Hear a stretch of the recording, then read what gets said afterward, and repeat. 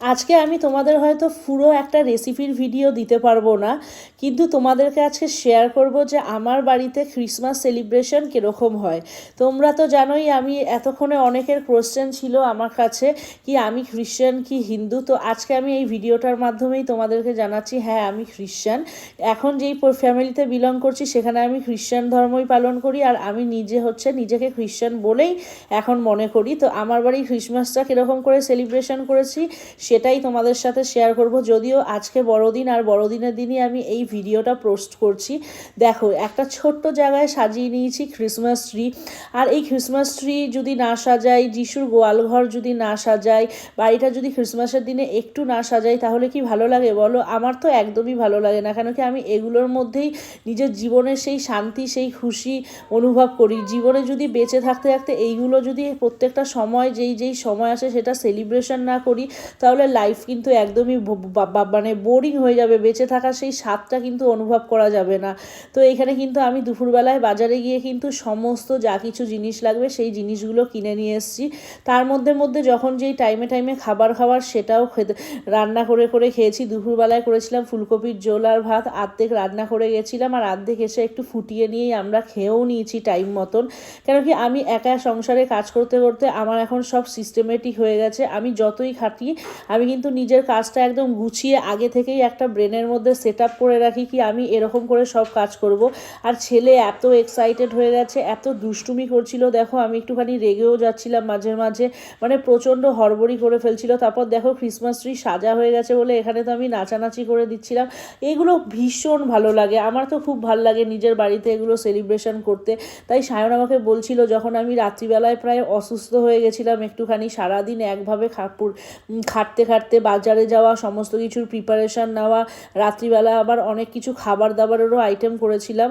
তো এগুলো করতে করতে কিন্তু আমি অনেকটা দুর্বল হয়ে গেছিলাম। তখন কিন্তু সায়নামায় বলছিল, তোমাকে তো আমি এগুলো করতে বারণই করি, তুমি কিসের জন্য এগুলো করো? তো আমি বুঝি না, নিজের খাটনিটা বাড়াও। কিন্তু এগুলোকে দেখো, খাটনি বলে যদি ভাবি তাহলে তো সব কিছুই খাটনি না। যদি নিজের শরীরের অঙ্গ প্রত্যঙ্গগুলো আমরা না নাড়াচাড়া করাই, তাহলে তো জীবনে কোনো কিছুই আর দুঃখও অনুভব করা যাবে না, সেলিব্রেটও করা যাবে না, কিছুই করা যাবে না। নিজেদের খুশিটা নিজেদেরকেই করে নিতে হবে, সেটা সুখ হোক কি দুঃখ হোক। তো এইভাবে কিন্তু দুপুরবেলায় সমস্ত রকম ডেকোরেশন হয়ে গেছে। সায়নও আমাদের অনেকগুলো লাইটস লাগিয়ে দেওয়ার কাজ করে দিয়েছে।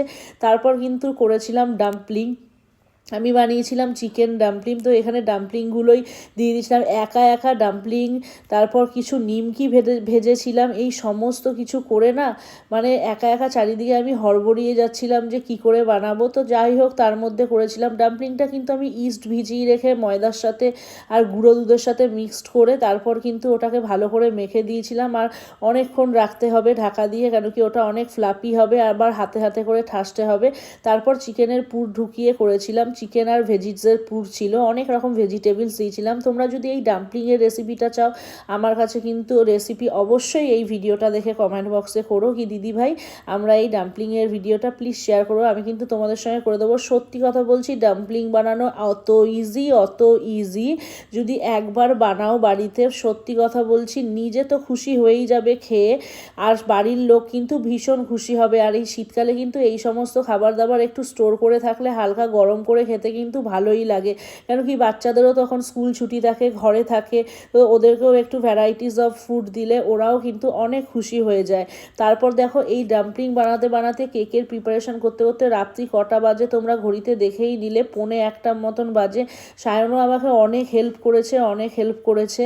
ওপর দিয়ে আমি দেখো এখানে সাদা তেল মাখিয়ে দিচ্ছিলাম আর একটু তিল ওপর দিয়ে ছিটিয়ে দিচ্ছিলাম, ঠিক যেমনটা মিও আমরে, মঞ্জিনিসে, ডমিনিসে আমরা খেলে ওরকম হয়। হয়তো খুব বড় বড় কোম্পানিগুলোর সঙ্গে আমি নামগুলো করে ফেললাম, তোমরা হয়তো ভাবতে পারো বাপরে, নিজের জিনিস নিজেই না, কিন্তু যারা খেয়েছে না, ওরা সত্যি কথা বলছি এরকম টাইপেরই রিভিউ দিয়েছে কি বৌদি তুমি একটা খুলে ফেলো, তাহলে কিন্তু ব্যাপক চলবে। আর সাইডে চকলেট কেকটাও তোমরা দেখলে, হ্যাঁ চকলেট কেকটা কিন্তু ছেলে বানিয়েছে, চকলেট কেকটাও কিন্তু খুব সুন্দর হয়েছে। পাশের বাড়ির লোক কিন্তু খেয়ে বলেছে কি চকলেট কেক ভীষণ ভালো হয়েছে। তো এইভাবেই কিন্তু এইসব জিনিস বানানোর মধ্যে দিয়েই কিন্তু বড়দিন সেলিব্রেশন আমাদের হচ্ছিল। তো বড়দিন কিন্তু এখনও অনেক অনেক সেলিব্রেশন আছে, তোমাদের সাথে আমি জাস্ট আমার ভিডিওতে করে রাখা ফার্স্ট পার্টটা শেয়ার করছি। এখনও কিন্তু অনেক কিছু সেলিব্রেট আছে, আমরা এক জায়গায় ঘুরতে যাব, সেখানে কীরকম করে ঘুরবো, কীরকম থাকবো, সব কিছু তোমরা কিন্তু আমার ভিডিওর মধ্যে পাবে। আর আমার ফ্যামিলির লোকজনদের সাথেও কিন্তু পরিচয় করিয়ে দেবো তোমাদেরকে। তো এইভাবেই প্রিপারেশান নিতে নিতে চালু হয়ে গেছিলো সব কিছু। তারপর আবার কতক্ষণ সে শেষও করতে পারিনি, কি বলবো তোমাদের, লাস্টের দিকে আর ভালোই লাগছিল না। তখন কিন্তু আমি সমস্ত জিনিস আবার গোছগাছ করে রেখে দিয়ে তারপরে কিন্তু আবার একটুখানি শুয়ে পড়েছিলাম। আর সকালবেলায় উঠতেও বেশ খানিকটা দেরি হয়ে গেছে। তারপর আমি ভাবলাম কি না, যখন দেরি হয়ে গেছে তাহলে আরটু দেরি করে যেইটুখানি ভিডিও আমার কাছে আসে সেইটুখানি ভিডিওই তোমাদের সাথে শেয়ার করি।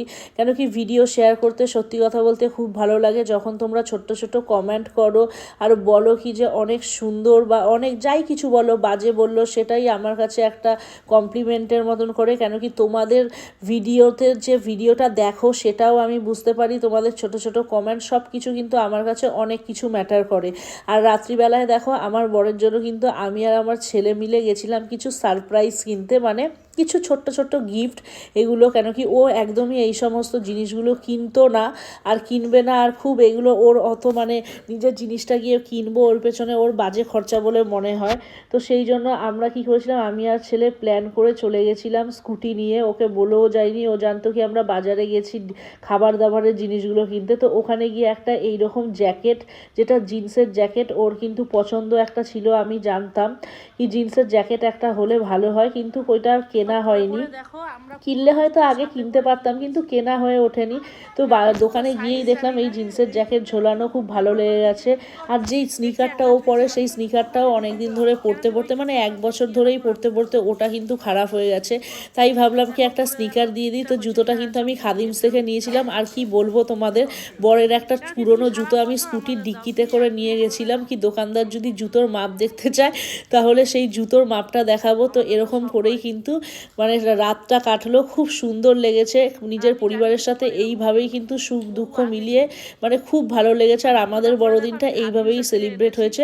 তোমাদের যদি ভিডিওটা ভালো লাগে অবশ্যই কিন্তু ছোট্ট কমেন্ট করো, লাইক করো, আর ভালো লাগলে কিন্তু জানিও। আর চলে আসবো আবার খুব তাড়াতাড়ি আবার একটা বড়দিনের সেকেন্ড পার্ট ভিডিও নিয়ে।